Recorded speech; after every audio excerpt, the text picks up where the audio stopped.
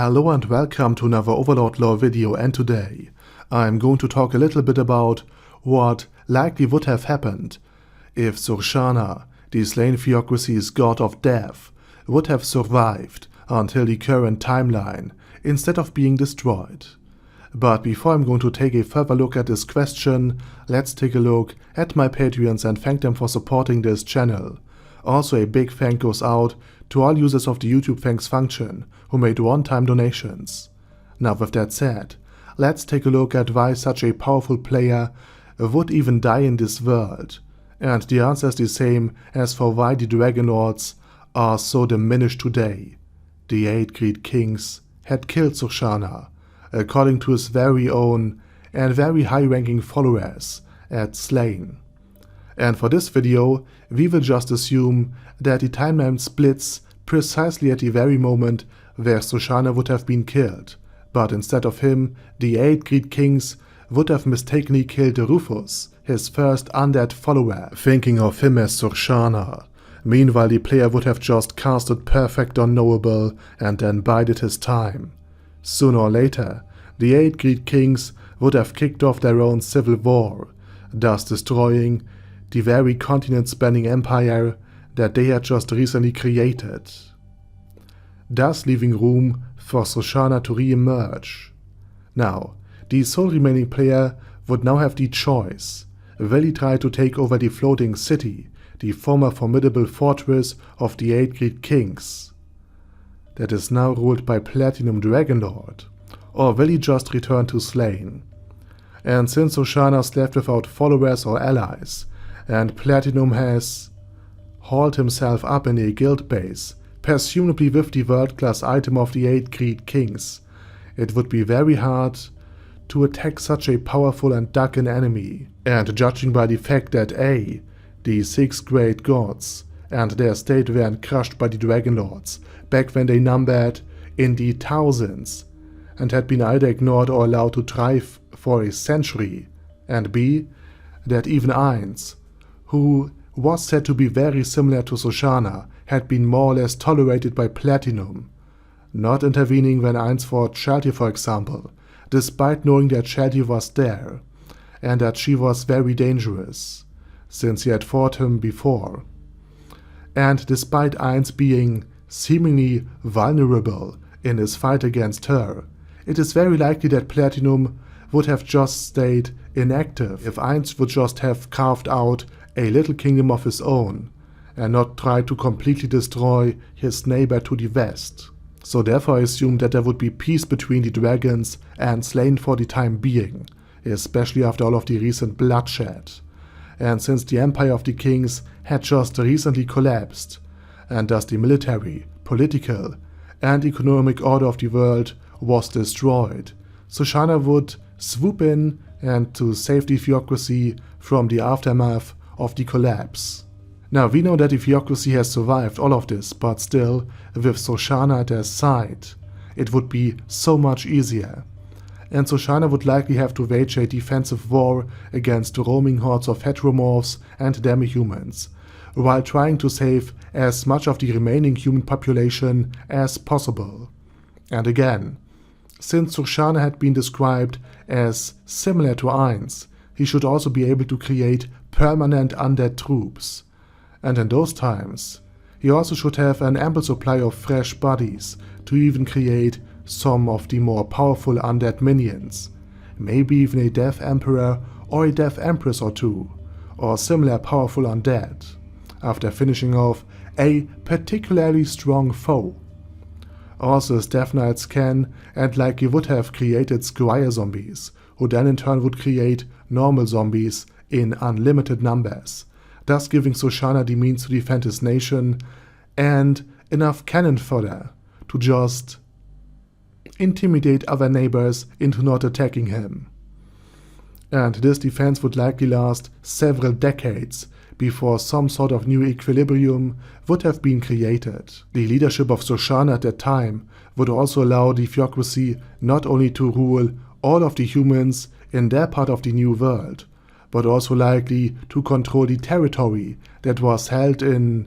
today's timeline by the Empire, the Kingdom, the Dragon Kingdom, the Holy Kingdom, and parts of the City-State Alliance, aka those with major human populations. And since Slane's god of death isn't just there, but also a heteromorph, and his undeads will also represent a major part of the army at that point, there's a chance that the very zealous and humanocentric views of the theocracy wouldn't be as fanatical as in our timeline, thus allowing Slane to border other non-human states without the population itself starting to just randomly invade the place, simply based on the fact that they are humans and their neighbors are not. It is very likely that this kind of fanaticism was born in order to unite the theocracy after being absorbed by the much larger continent-spanning empire of the 8 kings, where humans would have been just another species on the fringes of their realm. A thriving one for sure, but most certainly not a dominant force in the empire. And after 50 years or so, after 50 years of defensive warfare, and trying to re-establish the theocracy, a time of peace and great prosperity would begin. The theocracy, now bigger and stronger, would have access to more resources, population, and even trade with their neighbors. And Surshana, should have this death cult even existed at that time, and not merely be a fraction of Slane itself, that went rogue after learning that Surshana is indeed an undead, it is likely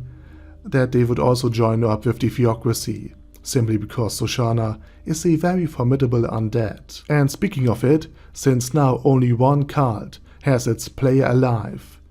or present to be more accurate, the other 5 cults would likely lose more and more followers, especially if we consider that the Black Scripture is still the strongest of the scriptures, while Rufus, Surshana's first follower today, holds an immense amount of influence in the government of the entire state. And it also could be that these cults would never have sprung up in the first place if they were just a means to reunite Slane around the only thing that remained after all of their gods had fallen, their faith in them. And speaking of the other players, with the 4 human players dying of old age, and us not knowing what has happened to the elven player, though there are speculations, it might be that Surshana won't even try to bring back the other players. Or maybe he couldn't, since the 8 Great Kings destroyed their bodies, so he will have ushered in a new age of prosperity by his very own.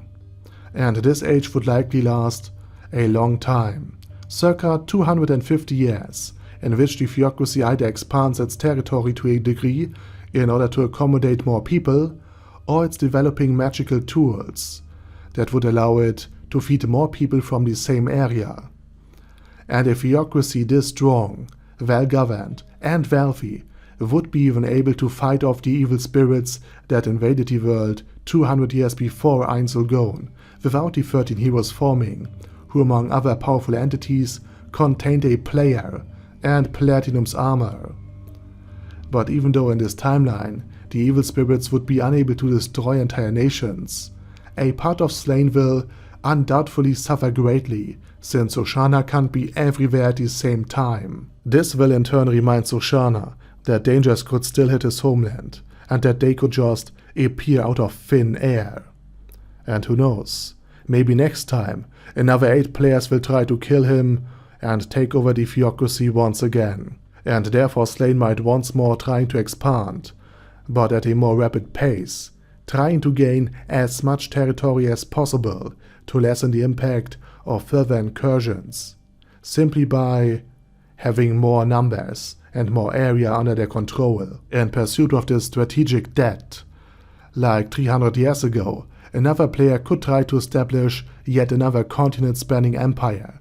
something that would likely rouse the Dragon Lords, especially Platinum, to action. For remember, the Arkland Council State was a place where the dragons could teach wild magic to New World beings, so something like this would be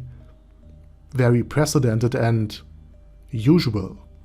and a similar state would then likely be created on the other side of the continent, since in a weakened state and with the memories of the war against the 8 Great Kings still fresh, they wouldn't want to rush headfirst into another potential strong enemy, and with Slane weakened, it would be unlikely that they could conquer nearly enough territory to prevent the state of the Dragon Lords from also becoming a great power on its own right. So at the end,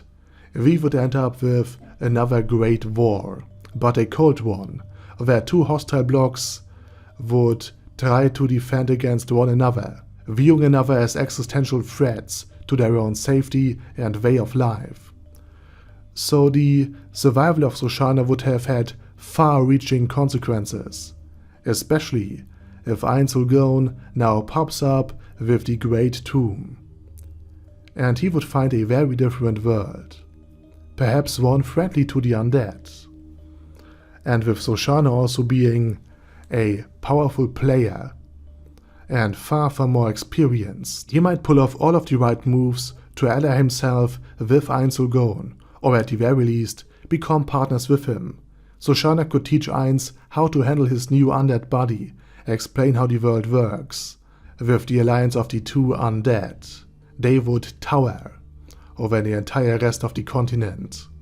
But if these two were hostile before, or if Surshana hears the name of Ainz Ooal Gown and remembers just how potent of a player-killer guild they used to be, he might start a preemptive strike, only to find himself outmatched by yet another player with a guild base, thus finally meeting his end again. The Dragon Lords would also likely seize the opportunity this, from their perspective, infighting would offer, meaning that they would invade and fight Surshana's theocracy, only to then mistakenly also attack Ainz Ooal Gown's forces, confusing them for troops of slain after conquering much of the nation. Afterwards, the remaining dragons would find themselves surprised and weakened from the fighting, and now facing off against Ainz Ooal Gown's entire might. And with the end of the dragons, and Ainz Ooal Gown taking over the entire continent, I also will end this video. Now, as for my Patreons who might ask why a second video from their poll was realized into a proper video, well, my German supporters from my German channel can also vote in a similar poll, and they have chosen a different topic. And with that said, I say thank you very much for watching, and special thanks to Bert Gaye, Ben C, Chrissy, Crowley0221, Sia, Death is Mercy, Deathless Dragon Lord, Dystopia II, Feral Shivan, Guy with That Head, Hector Marino, Hoss, Huster, Jacob G, Jana B, Jason, Chromius, Legendarius, Lelouch Britannia with a Mustache, Lexus Fox, Lord Nishikian Rai, Lord Touch Me, Merovec, Mr. Shoes, Mr. Tweaker, Michael R, Michael Y, Oak Hill, Overlord General Gasper, Paddy Pantum, Personage, Primus 11, Shadow Lightning Wolf, Shrine Keeper, Ted, Texas Deer, The Orc Warboss, Rock Ed Smasher, T.E. Wang, Vash Hawkeye, Vegito27,